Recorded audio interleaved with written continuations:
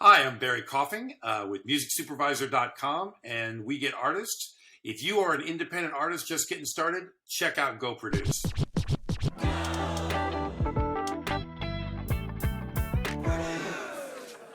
Yes, SmArtist. What's up? This is Barry Coffing. Barry Coffing started MusicSupervisor.com and We Get Music with his musician and filmmaker friends in a basement bedroom. I apologize. We Get was a little bit later, but we'll get into that. No pun intended. They used their own song catalogs and short movies that needed music. And when they needed songs outside of that, they started to build a better mousetrap. We'll look a little bit more into that as well. After asking the right questions, they figured out the easiest way to execute this process. 10 years later, they grown into 10,000 indie labels, 200,000 tracks, and thousands of different placements. With their Springboard festivals and music conferences, they're finding the best music or indie music across the world, and they're bringing it directly to the marketplace. SmArtists, this is Barry Coffing. Thanks, Grumpy. Hey, Grumpy, he's doing a great job from the get-go. Yeah. Yes. Yeah, great. And so, we've updated those numbers a little bit. Oh, so let's hear them. Yeah, we're currently up to 18,000 labels from 78 countries around the world, and the library is over 300,000 tracks. And well, so look we're at pitching. Me getting the wrong information here. In other words, do your research, man. You took it from an old website, but we're revamping all that. But we pitch an average of 10 to 15,000 tracks a month. And the last 30 days, we pitched 150 projects. So we are very active. But it's like a lottery ticket, man. The amount of times we got to get people heard to get them in. Woo! Not pretty. I hear that. There's repetition to it. Persistency, consistency. Wow. Okay. Well, on that note, let's jump right into it. I got a couple of the numbers wrong, but we'll hear a little bit more about you with the basics.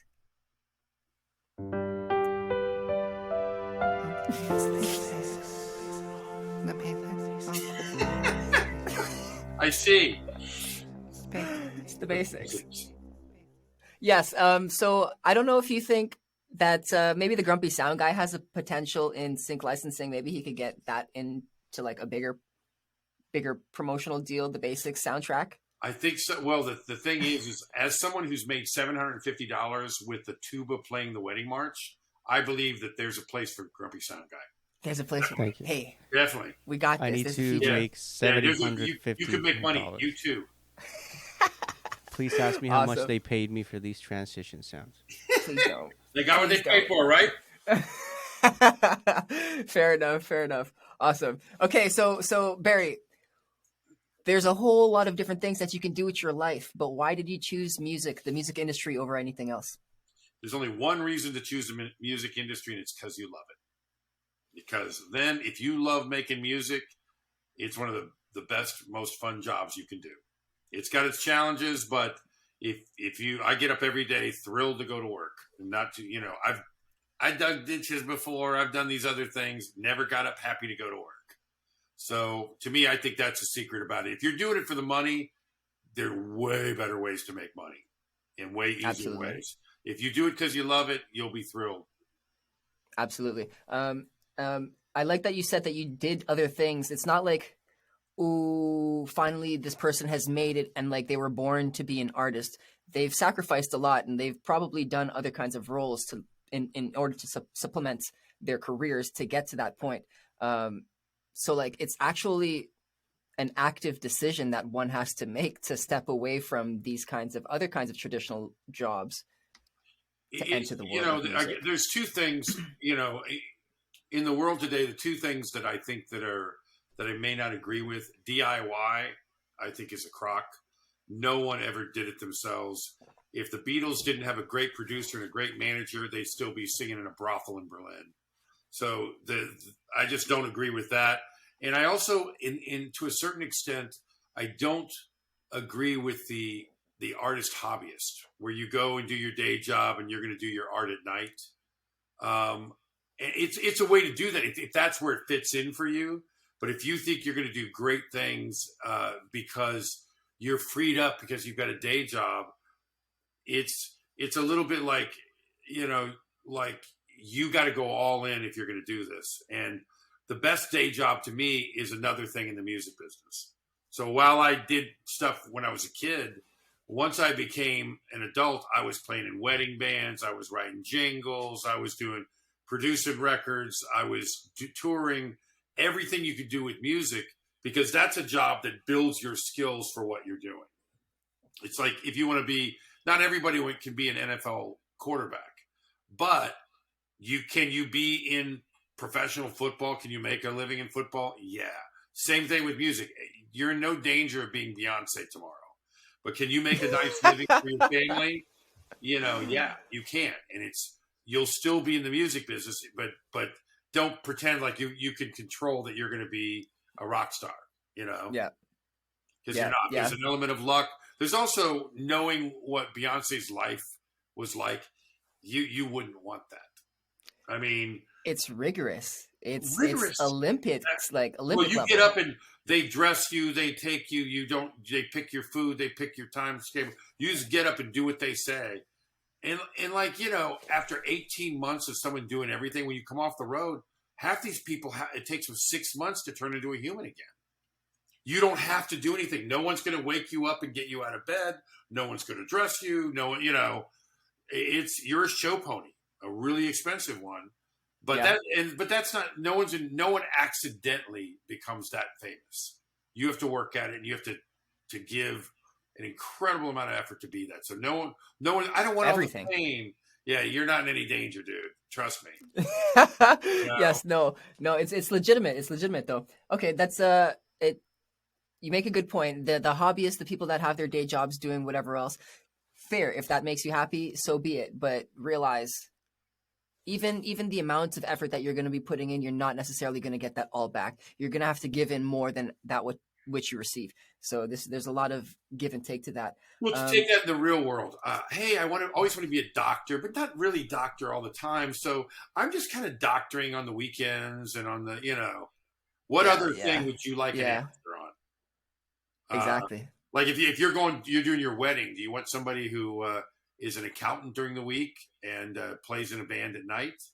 Or do you want some guy that's all he does is weddings? Get a pro. I was talking to someone about this actually. Do you want to be good at all of the different things, like have a multifaceted tool belt, which in itself is kind of neat? Or do you want to be the guy that people go to for drilling, Yep. For example. Yeah. Out of all of your time in the music industry itself, what is the first lesson that you've learned? One that stuck out to you? I'll tell you the things I believe in. I believe in, regardless of what you're getting paid, when you commit to do something, you do your best work. You do the best that you can possibly do. When I don't respect people that go in and go, hey man, they only gave me $1,000, so they get $1,000's worth of my work. Yeah, don't take the job then. To me, you hear that grumpy sound guy? Yeah. Well, no, I mean it's because I always do my best work. Yeah, it's a people business, and you want to talk about branding. The first brand is this guy. He's a great guitar player. He shows up on time. He knows his stuff. He's the guy. Your reputation. It's a small world, man. And really you build that. The first thing you build is the integrity in what you do, and also being willing to say, you know what, I'm not very good at that. Being able to talk yourself out of a job. There's other people, I can do that. I can do everything, and you get in there and then you disappoint people. And I'm not saying that you can't go stretching and say, hey, look, I've never scored a movie before, but I would love to try on this. And if it doesn't work out, you guys can fire me. Be honest about the talent level you're at. But I think it's really always doing the best work so that you're making a brand for yourself, that someone that is professional, that people can rely on. I mean, there's always crazy things that happen, but also do great work. And then you can, artistically, you can branch out. I don't think there's anything wrong. I sort of, in my own career, it's a little bit of career suicide. I had about 10 years where I would score one TV series, score one movie, do one giant industrial thing, 2 records and a bunch of singles, and that would be my year. And I loved it creatively because every time I got cocky, yeah, I'm tired of these 3-minute pop songs. Yeah, I'd go score a movie and go, yeah, I want to go pop songs. Please let me write pop songs. I used the scoring movies to humble myself, which it is very humbling. And but it made me around LA.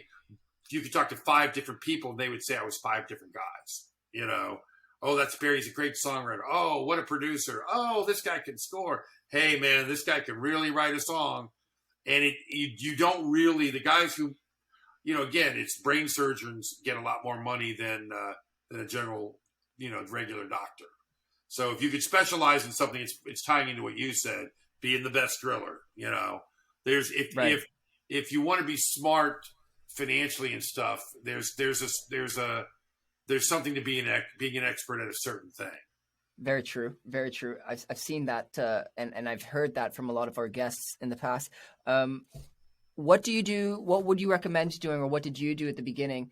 Like you said, you jumped around in that 1 year to scoring, to recording, to songwriting, all of these different kinds of things until it was a point where you found more so your niche.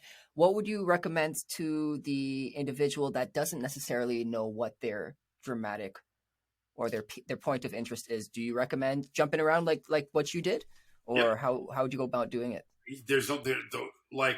So with my company, we have an internship program, and this summer we had 17 interns from Berklee School of Music. And what we did is we have a bunch of things that we're doing. So we've got music supervisor where we're doing the supervision thing. We've got all the social media and marketing assets for that and all of our other companies. We've got a conference and a festival that we do we're doing these 3 times a year. We've also got a new software. We're developing a music discovery and streaming platform for independent artists. So we have all these things. So we just said, okay, guys, just like you're auditing a class, we're going to invite you to every meeting. There's one of these meetings every day. Pick the ones you want to go to. One of the things I kind of believe is find a place of passion. If you can, when you talk to these people, you can find out what they're really excited about. Go find something you like doing, and then figure out how to get paid for it. So we had them do that. And some of the people went in thinking they wanted to be a music supervisor, took one look at being a music supervisor, and went, I'm out of here. But I love working on the festival. Other people that, man, I just love the social media. I would rather have a root canal than do social media, So you got to find the place in the business that you like. And so we've had really good success in helping guide people into that. Take a look at it, audit the class basically. And once you see how it really works, because there's a way people think everything works, and then there's the way it really works. And a lot of times it can be really radically different. 100%. Don't believe when you read an article about that, that's the hype. Very few people got discovered in a malt shop. Yeah. The overnight success, the 10-year overnight success. Don't believe that either. Hollywood wants to tell you a great story. Doesn't mean that they're in the true. business of doing that. They're doing just that. They do it well, Yeah. No, it makes sense. If anything, would you change anything in the music industry? Oh, yes. All right. Well, lay it on us. Well, you guys have caught me at a bad time because we're seeking funding, so I know every stupid number known to man about the music business. Now, this will probably be good for about 15 minutes, but I think what we found in the music business, or this is my theory, we are being strangled by almost like a 3-headed monster. We have the stuff. We have obviously the record labels. They're in the music business, but they're in their music business. They want their artists played, their music, not your music. So they do everything to rig the game for them. Then you've got, the Spotifys of the world. They use music as a lost leader. They're using music to sell advertising, to draw eyeballs, and to build their audience. So they don't really care about us either. Then the most insidious of all, you've got social media. And it is horrible. You couldn't even do this to people. Like, one of the things we got is, let's get the new Facebook, Instagram algorithm. And I love these terms, like only politicians are the only other guys who use terms like this. Your organic reach. Now as a lyricist, you got to love that word. But if you would like to use an accurate thing, your artificial limiting is set to 5%. So 5% of all your people, if you've got 1,000 fans, and you do a post when I'm dropping my new record, please don't believe that Facebook or Instagram are showing your 5,000 people. They're showing 50 of them. If they engage and interact and it's good for Facebook or Instagram, they'll show you a few more. If you pay them money, you want to boost this post? Yeah, I'd like to reach all 1,000 of my people. Give me 1,000 people. Oh, we'll give you 1,000 people. They won't be your people. There's some of your people and some people we've chosen at random. And can you imagine any other thing where you build up a mailing list of your fans, and when you go to send out, you've got a new mailing list program that goes, only send it out to 5%. Which 5%? We don't know. Be random about it. Who could fight that battle and win? So those three things, when you put them together, they're a big problem. And so there's also things that they do. Like I could go into all the crazy numbers, but the bad news is that it's really that the United States music accounts for $170 billion in economic impact per year in the United States. It's no small The industry. average musician makes $35,000. So those are straight that from the alone? Grammy. Yeah, those are it. Now, in the meantime, while we're all starving, the major labels are making $2.4 million an hour from streaming. 84% of all their income comes from streaming. So there's no money in streaming. Yeah, there is. Spotify's valued at $72 billion. Did you hear that Daniel Ek recently moved or proposed that they give artists even less per stream now? You're kidding, really? No, yeah, they're determining this for 2023 to 2027, the next term. Yeah, so what you're talking about is the songwriting thing. And that is really effed up. So here's the problem. Yeah. I mean, how detailed do you want to get? But these are beginning artists, but whatever. The only people who can't negotiate in good faith are songwriters and publishers. What they have to do right now, somebody decides at what's called a rate court. So every time when you did iTunes, and they sold it for 99 cents, basically in the ballpark of 10 cents went to the writer and publisher. That was determined by a rate court. So what happened is 4 years ago, with all the streaming money, the songwriters and the publishers said, hey, man, we're not getting enough. So they went before a rate court, which is 3 judges, and said, we need more money. And they said, wow, you guys really deserve more money. Let's give them a 40% raise. Let's get them up to like 15 cents or 15% of the revenue in streaming. And immediately when they did that, they were met with a triple lawsuit from Amazon, Google, and Pandora. Apple's the only one who didn't join.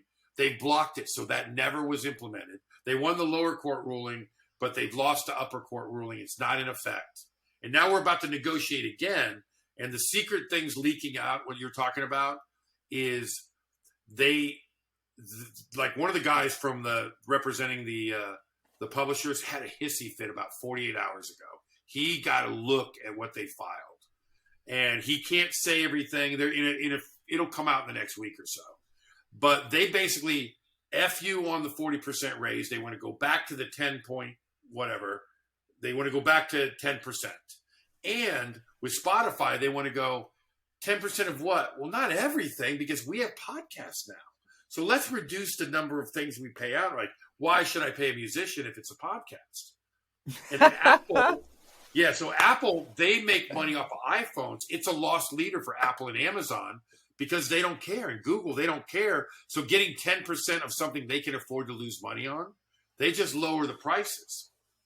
And so this guy's having a hissy fit. Yeah, so that's what you're talking about. So they have no intention of paying us properly.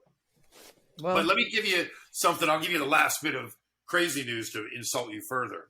All right, and then we'll switch segments, Yeah, somebody went over to the UK from Google, and they announced how much and what the numbers are for YouTube. And we've always known it's the number one music discovery site in the world. Every month, 2 billion with a B people go on YouTube looking for music. So I've known that number. We didn't know exactly what they were doing, what kind of money. Here's the numbers. 25% of every listening hour on YouTube, they are listening to or watching music. Another 25%, it's movies, games, and other things. But let's just go with just the music part. That means that 250 million hours a day are being consumed on music. And then somebody else lets slip, guess what? Hey, we've got our last quarter's ad revenue. Well, if a quarter of the time they're listening to music and we've got the quarter of the ad money, I'll bet you they would just line up perfectly.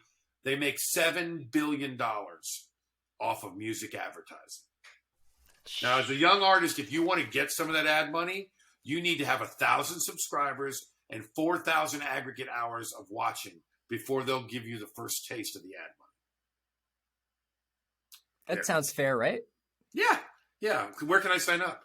Oh man! All right, so let's get onto your let's do a lightning speed round. Yeah, let's do speed round.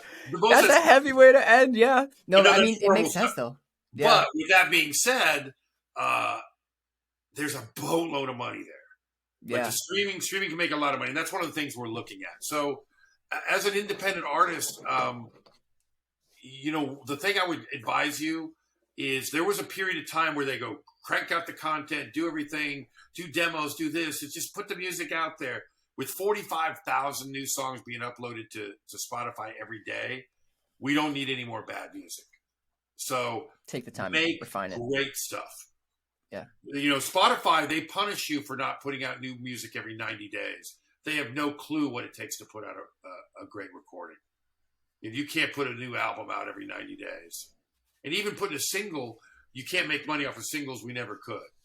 But the biggest thing, if you're going like number one thing that says you're in the music business, and now that we're opening up from COVID, if you can put butts in seats to see you play, you're in the music business no matter what anybody says. That's what you're doing, yeah. You could sell 100%. a hard ticket, $10 a month or $5 at the door. They will come see me. You're in the music business. Let's go. Yep, let's do business. I like that. So that's one of the things. But you have to do great stuff. The other thing too is, I'm going to learn this program. Wow, that's fantastic. Yeah. But you're up against guys like me. Like the last record I been did doing the program. Yeah, it was like I was there when the program was invented. Embarrassingly enough. Right. But bring in pros, man. Like I've started doing that even with marketing. Here's my social media person. Here's my this, and people will work for less money if they know they're working with a pro organization. You can get a good deal on some of the best guys, and you'd be shocked at how much money you save by hiring somebody who knows what they're doing. Like the big joke is, you think I'm expensive? Hire an amateur. See what happens when you get some idiot who blows your money. Exactly. Yeah. Nick end up spending money on you again. Yeah. Barry, this is great. Let's jump into the speed round for time. Go. All right. So the speed round itself is I gotta play this thing. It's the speed round. It's the speed round. Yeah, that was a terrible take. And they kept that was a terrible take too. Oh, it's a terrible take. Grumpy sound guy. That's jokes. Okay, so what we're doing in the speed round is I've got 20 questions for you, and they're just rapid fire. You have less than 3 seconds to answer each, and if you go past that, you're going to hear a buzzer that sounds like this. Or this. Grumpy sound guy, this is your cue to show the buzzer. You're going to hear a buzzer that sounds like this. Thank you. Did you hear that one? Yes, I did. Okay, awesome. That was me putting up my shot just at the buzzer. Hey. Come on, man. Clever guy. Okay, so, and then we justify afterwards, so we'll just get right into it. Go. What is your favorite activity to do? Produce records. What percentage of tracks are pre-cleared and ready to license on musicsupervisor.com? 95%. What's your favorite meal? Pizza. Dead or alive, who would you like to have dinner with? Oh shit! I'm gonna blow this. Buzzer me. How much does it cost to register music on musicsupervisor.com? Free. Is water wet? Yes. Make the first sound that comes to your mind. What genres and styles of songs and scoring cues do you provide? Everything you can imagine. If movie is to watch, Netflix is too. Netflix is to stream. Do you have any nicknames? Not really. How did you celebrate the Browns' win over the Texans in late September? Oh man, you trolled me. I had a great time. I was there at the opening thing, and it was fantastic. Is this the best? Yeah. Yeah. Is this the best interview you've had so far? Of course. There's no one better than you, Lou. You're the first, the best, the most. Wow. Well, we're done here. Do you prefer adventure or leisure? Adventure. You once lost an Emmy. Yes. Horrible. Who is an artist that you currently find the most exciting? Walk Off the Earth. Ooh, cool. The next round is on me. What are you having? Next round is me. Oh, I'm having a dirty martini. HSPVA was home to one of the greatest turning points in your life. Yes. Shout out Pat Bonner. Yep. Who's your all-around favorite person in the world? My wife, of course, since she can probably hear me. What is your favorite city? I like Houston. And can you imagine a world without music in it? No. Nah, no, bah. See you later. We made it through the speed round. Yeah, I only blew one. Who do I want to have dinner with? Oh, gosh, that was like, yeah, they overwhelmed me on that because I had a glut on that stuff. Oh, the dinner, yes. I don't personally. I don't know who I would choose right off the bat in the speed round. That's tough. But the reason I asked about the Emmy is the perspective that you shared it. You lost it. And it's AKA nominated. So tell us a little bit about that story.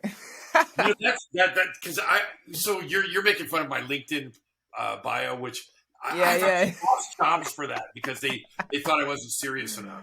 But I mean, to me, I think no one's paying me enough to have a bad time. And everybody goes out and goes, is it Emmy nominated this and that and the other? Going, Emmy nominated means you lost. Believe me, I was there. By 10 o'clock at night, 4 out of 5 people lost, and other people are dancing around with the coolest statue you've ever seen in your life, and you're going, that effing thing should be mine.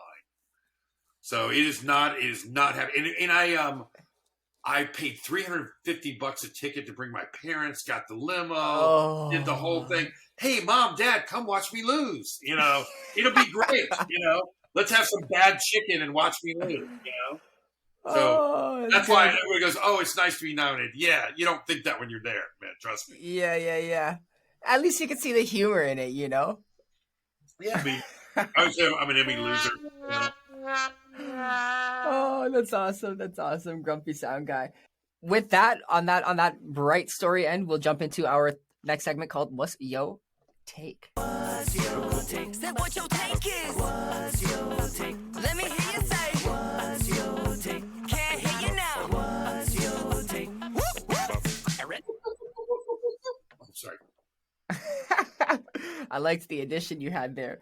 This is back to open discussion. We do have about, I say, like 20, 25 minutes left on the clock, roughly. Okay. So we're looking for your wisdom. And the theme that we've got essentially is, how do music supervisors and publishers elevate an artist's career? So we'll just keep that in mind. Sure. First question I got for you here is, you recently participated in a conversation on Clubhouse where the topic was, is the music business in a Great Depression or is it big boom? Yeah. What is your opinion on that from the perspective from an upcoming artist? Like, how can we use this information? The music business, it is the Wild Wild West show. I subscribe to the Mark Twain quote, which is, history doesn't repeat, it rhymes. I think that we're about to go into a roaring 20s. We've got a whole generation of people who realize, just like they did in the 20s with the last pandemic, that your time on this earth is short. So the last time they did that, they partied so much we got prohibition. These guys are going to kill themselves drinking. Now they're going to make pot legal. Oh my God, lions and tigers and bears. So I think we're going to have some people that really want to party like it's 1999 at last. So I think there's going to be a real big part of that. And one of the jokes I always tell is, when you talk about music, the value of it, someday we will run out of oil. Someday there will be a cure for cancer. But as long as we are on this earth, there will be music. So it's the one thing that's not going away, in my opinion. So you're in a That's growth awesome. business. That's awesome. Okay, well, enough said there. Can you break down the specific role of a publisher, and then how would they help elevate an artist? Whether they're like, what kinds of ways can a publisher help an artist? So you've got independent guys, right? Yeah. Yeah. So here's the deal with a publisher. Real publishers that are going to give you advances and stuff like that. That's what they're doing. They're advancing money because they believe that your songs have great value. If someone's signing your publishing and they're not giving you any money, no advance, they're not doing you any favors. Don't take a publisher. I got a publisher. Man, that is, you have to have a publisher that's going to do a great job for you. And a real publisher, they go in, they say, okay, I'm going to give you $50,000 this year. You owe me 12 songs, 100%. And they're going to give you tip sheets. They're going to put you up with co-writes. Like the way a real publisher works is really a wonderful thing. However, that is not what's happening these days. Publishing is not near as vibrant. A publisher will come knocking on your door. You know when they wanted to sign me? Right after I wrote a #1 hit. Hey, we'd love to sign you. Yeah, you mean after I don't need you? And that's how you'll know it's a real publisher. If you're an independent artist, you've never had a hit, there's a really good... Publishers do not sign talent anymore. They sign business partners. There are two people that are getting signed right now. Somebody like me that can write and produce. They want to sign producers and they want to sign artists. Because if you sign an artist, you're going to get 12 songs on their record. If you're going to sign a producer, they're going to be working with all kinds of other artists. Me as a publisher has to do nothing, and I'm going to get a piece of all those because he's going to co-write on every record he works on. So today they're looking for partners. And the same thing with as an artist. Labels don't sign you for talent. There's no talent development. Indie labels will, but major labels, if you don't have 3 million spins on Spotify, a lot of them can't sign you. I know guys at major labels have to go gin up the numbers on the bands. They want to sign them because they're good, but the higher ups won't let them do it until they've got a bunch of shit going on. That's interesting. Wow. That's why I'm telling you what I really see. Yeah, no, absolutely. It makes sense. Does it? Do you think it makes sense for an upcoming artist or producer to sign to a publisher to give themselves an extra boost, or is it like, let me be cautious about these kinds of deals because I obviously have to be a functioning business on my own because they want to be a partner?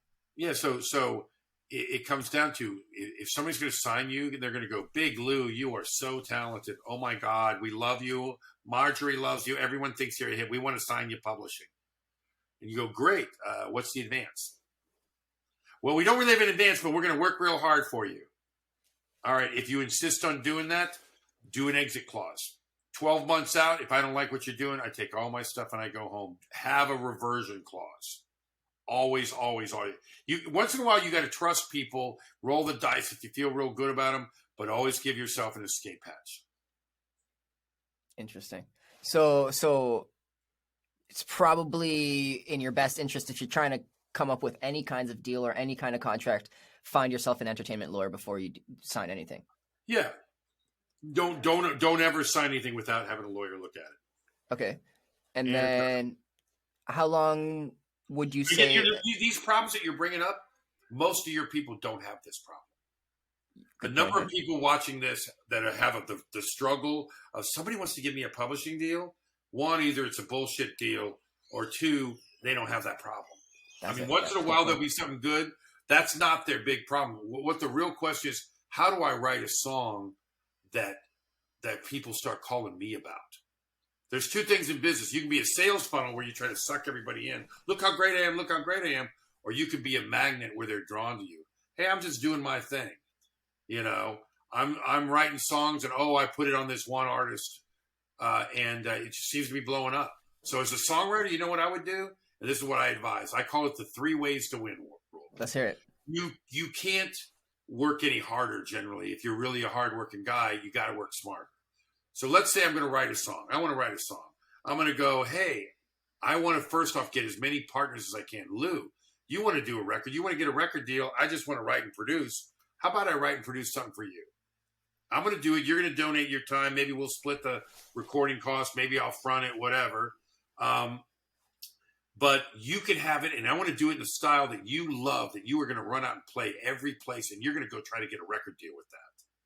But I also want the rights to give it to Barry because he's going to pitch it for film and TV. That helps both of us. Isn't that great? The third thing, if I go over and I find, Ed Sheeran's over staying at this hotel, I got a killer demo of Big Lou singing my song going, Ed, this should be for you. Not that Ed's going to do it, but you know what I mean? Now you got 3 ways to win. It acts as a great song demo because it's a master. You've got an artist running around trying to place it, make it famous, and you've got the ability to put it in film and TV. Any one of those things can help get you your money back and make your song and you more valuable. 3 ways to win. Demo, partner with an artist, pitch it to film and TV.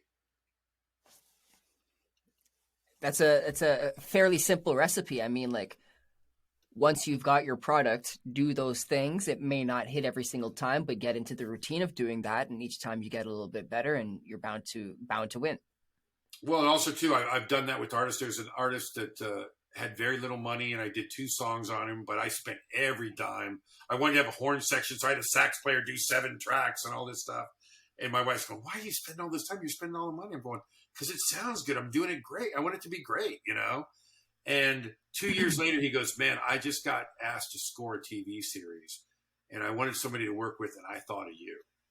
And he and I ended up being partners. We did the music for The Pyramid with Donny Osmond, and it was 5-day-a-week game show, double airing in 40% of the markets. And for 2 years, we were making $150,000 each a year for not getting out of bed because I did a great job for him on his record. Way back when. That's beautiful. Yeah, it comes back, man. Maybe not always. Maybe this guy tells a friend. You don't even have to worry about that stuff. Always do a great job. Always, be a nice guy. Be true to your word. Nice guys do finish well. Yeah. I like how you didn't say last because it's not the end. Yeah, it's not the end. That's a great thing. If you're a composer, man, you can go on till forever. Literally, till you drop off. As a composer, and you've got your experience, starting from baseline, like you've mentioned, what makes a song great? We don't have room for good songs anymore. We need to make great songs. So I'll tell you what's much to my chagrin. 2/3 of it's the melody, the groove, the feel. Most people don't care about the lyric. I would say 2/3 of them. I smell like I sound, and I'm hungry like the wolf. Yeah, really? I'm lost and I'm found. Wow. Is that great work of art? No. But the people that love lyrics, they're going to be the guys that listen to your music 1,000 times. The Adele songs and things like that, they will wear them out. They're harder to get placed, but good lyrics, I think everything means something. One of the biggest mistakes I see, there's structural mistakes, where you've got to learn what's an AAB format. When do you lead with the chorus? When do you do whatever? What do you want the song to do? Because everything means something. Every chord, every melody, every word. If you got a great lyric and it sings like shit, change the lyric. Sometimes I love you more than I can say is much better than the clever lyric you've got. If it doesn't sing well, you got to fix it. It's got to be singable. And you got to make sure that you're accenting the right syllable, because so many people like, I love you, baby. And then, you're going like, what? Like, what is it? I love you. Make the melody melt the lyric, Make sure that when it goes up, that's an important, like there are important notes. The only thing I learned in music school in college, which I failed at twice, by the way, is a thing called an agogic accent. If you set a pattern and you break it, whenever you break it, it's accentuated. So it's, I want to tell you that I love you. Well, the love is the most important thing. It can be the reverse too. I love you very, very much. Whenever you break whatever you're setting, your ears are drawn.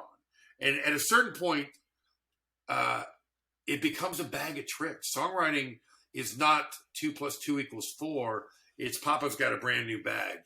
Like I wrote a song with an artist named Darby Shawn, and the song's called Ghost. And you can get it on Spotify.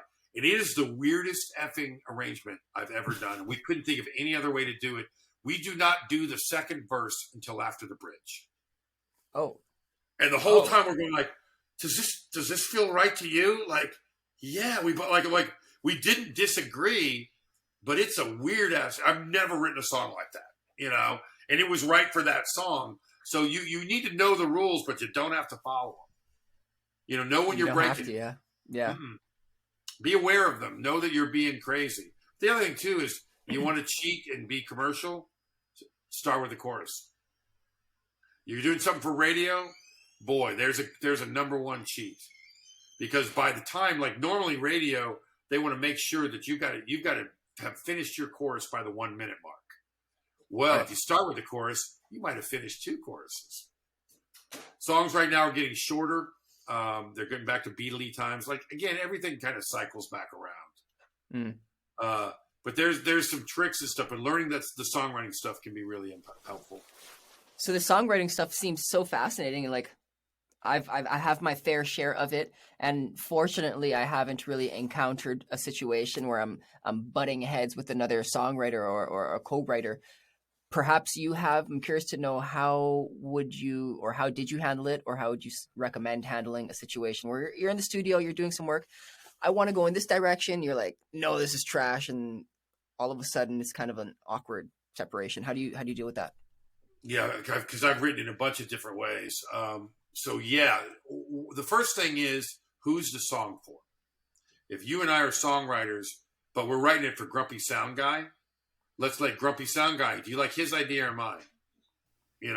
That's the first way to break all ties. The other thing too is it's never wrong to try it. Okay, let's try it your way. Boom, boom, boom. Okay, I'm playing it. Okay, now let's do it my thing. Let's get a good running start. So you try to build a consensus going, what do you think? You can be ridiculous and try to do it both ways, but generally somebody gives way. And if it isn't, you go, and maybe since we can't see eye to eye on this, what do you say we start a different one? Why don't we just go back from scratch? Because if you want to turn this into a reggae tune, if we're going to do a reggae tune, let's change the lyric. Let's start, let's go do a reggae tune this way. But I try not to be in a big fight on the songwriting thing. And generally, it's very rare. I have a few people that like 3-way writes where you got 3 people. Most of the time, it's like all 3 ways. 2 people doing something, another person watching.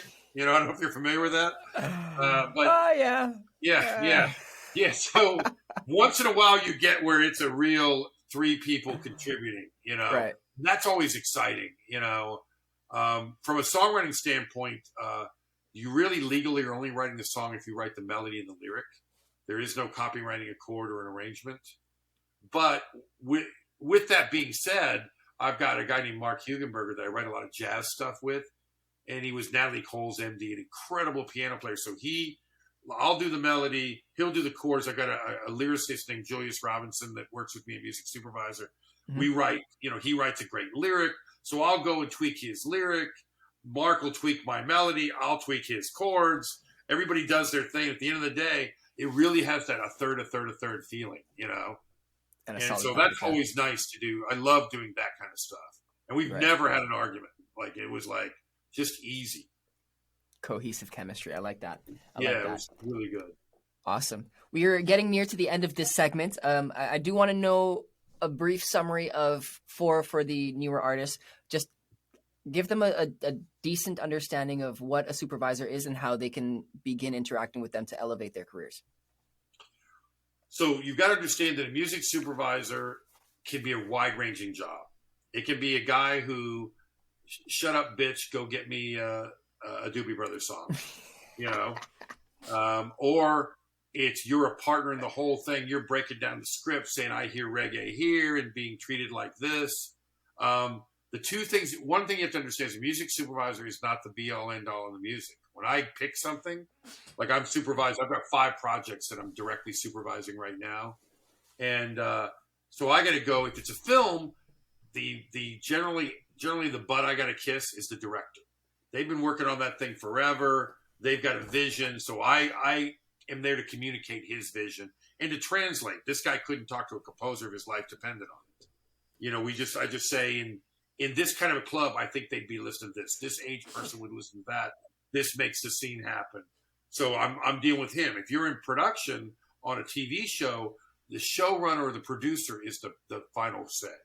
Like with Walking Dead and all those things, they're on a production schedule. It's so tough that they've got 5 directors for the season. You're doing show 101, 105, 109.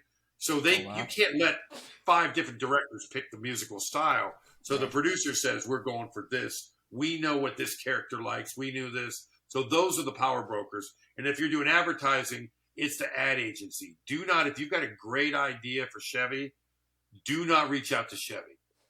Because if you reach out to Chevy and they love it and they take it to their big ad agency they're paying $1 million to, the ad agency is going to kill your idea and give them 500 reasons why it sucks. You really want to get it in Chevy? Look up go to Adweek, look up who the ad agency is, submit it to them. Hey, I've got this great idea for Chevy. Let them present it to their client that they're already making $1 million off of. So that'll save you a boatload. You go straight at the client, I've never seen it happen. Because you got a really smart guy. Once somebody tells you, you go, oh, yeah, I get it. Right. It makes sense. I mean, it makes sense. Okay, perfect. On that note, we've got one final segment. This segment is called Clear the Air. Hey. Let's stop recording. Cut. All right. I think he's just trying to get some screen time with that stuff. You got me there. You're absolutely right. His brand is grumpy guy talking. Quit it. Stop. I am also the talent of the show. The talents, the good looks. Yeah, all of it. All of it. Once again, I see nothing wrong with grumpy sound guy's look. You know, he's got it. He's got it going on. He's dark, mysterious, you know. Dark and mysterious. Very good adjectives. You're not misplaced adjectives.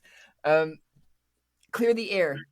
It's very quick. We've got 2 questions here. One is from a fan, one of our SmArtists by the name of L. Markey. And then the second question is going to be coming from our very own grumpy sound guy. So let me share with you Barry's question. You're Barry. Let me share with you L. Markey's question. Hello, Barry. My name is El Marquis. What does your creative process look like? What do you do on dead creative days? Does that help you recharge? Yeah. Okay. So, my process is depending on what I'm working on. If I'm writing with an artist, obviously I'm having I try to be the shrink for the artist. And so I want to know what's their vision. What do they believe in? What do they love? Because if you aren't making the record the artist wants to make, they will abandon you. They will, even if it's the record they should make, if it's not the record they want to make, you're going to fail. So I try to make sure that I have the same vision as the artist in terms of writing for that project.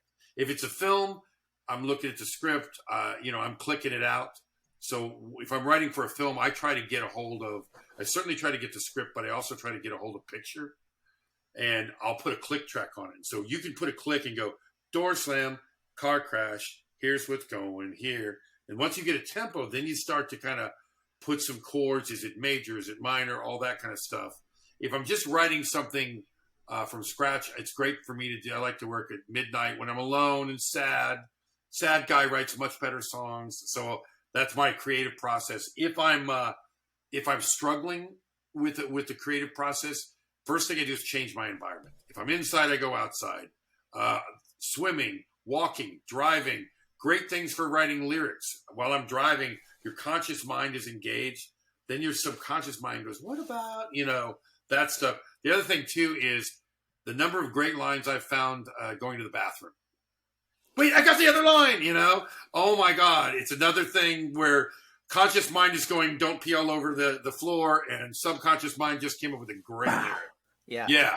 Yeah. So some of those kind of things, but physical things that can kind of exhaust you, or go to the beach, go out in nature, anything to change your environment gives you a chance to come back. Because boy, I know about being creative on demand, man. Reinvigoration. You have to be able to get yourself back in that mode. The other thing I'll do is have three projects at once. where I'll go, I can't write on this song. Let me go work on this other one, because that's a way to extend it too.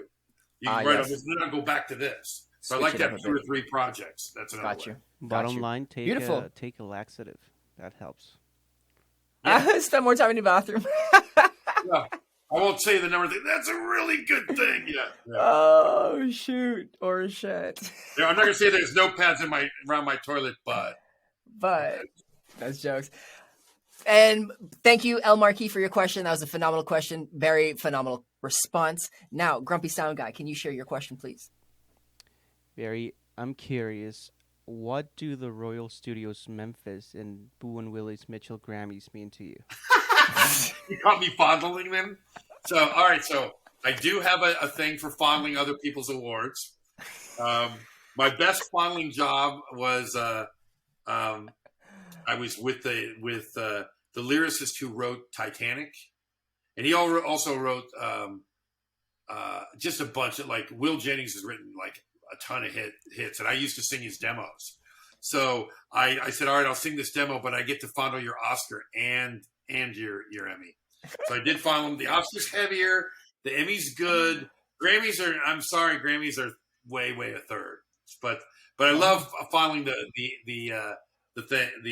awards. The great thing about that studio is that the grandfather had won, like a big. He did all the Al Green stuff, and so Boo and Una Mitchell, they are the grandkids, and they're running the studio, and so they got one for the Uptown Funk, or Boo did. Right. So I was holding Boo's and his grandfather's, kind of. I don't know. That studio is so historic, man. I love going in there. Like, that's awesome. If those walls could talk, holy crap. Yeah. I got to make my way over there one day. Let's see if it happens. That was Grumpy's question. Barry, we are at the end. Do you have any final words? No, I would say I think music is in flux, but boy, we need music. We need things to bring us together now more than ever. Agreed. And so keep an eye out. We've with musicsupervisor.com, we're about to roll out something called we can't say what it is, but we're going to be doing a new streaming and discovery site that will pay 5 times more than Spotify. So, you've got my attention. I'm considering moving away from Spotify in a little bit, but that's a whole nother topic. Musicsupervisor.com, is that the best place to find you anywhere else? Yes. Yeah, that's the best place, and I'm not hiding. If you can find me on LinkedIn and all that stuff. Okay.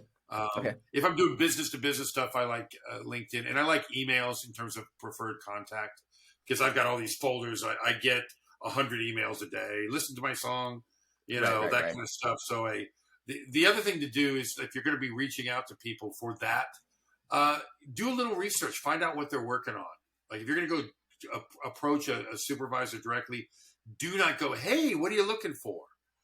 We get emails like that every single day. And here's my tip. If you're going to cold call people, there's 3 things that get you to really have something happen. One is, Big Lou said you were good. If you've got a friend that they respect, tell them I sent you. First thing that'll get me to listen to your stuff is you're referred by somebody I know and respect. Second thing, amazing photo. If I see an amazing photo where I'm going, like, I may only listen, I get 100 emails, I may listen to 2 or 3 songs a day. Because I can't, if I sat there and listened to songs, I wouldn't get my work done. But if I see an amazing photo where I go, man, I got to hear this band, and I want to know how they got that giraffe to hold still. I don't know. I gotta see this. The other thing too, it's the elevator pitch. It's a 1-line thing, like you were doing an elevator pitch. And it could be something like, her voice sounds like a buzzsaw dipped in honey and lit on fire. All right, fuck. Okay, I'm clicking play. So if you're going to cold call, better have those things, one or all those things, in display. If you're going to have a photo, intrigue the shit out of me with that photo, and there's different forms of intriguing, make me have to hear what that is. Right. Yep. Visually. Yeah. That's very cool. Very cool. Okay. I will make sure to include those notes in the show notes as well, all those links. And, I just wanted to say thank you. Thank you so much for being here, Barry. This is the end of the episode.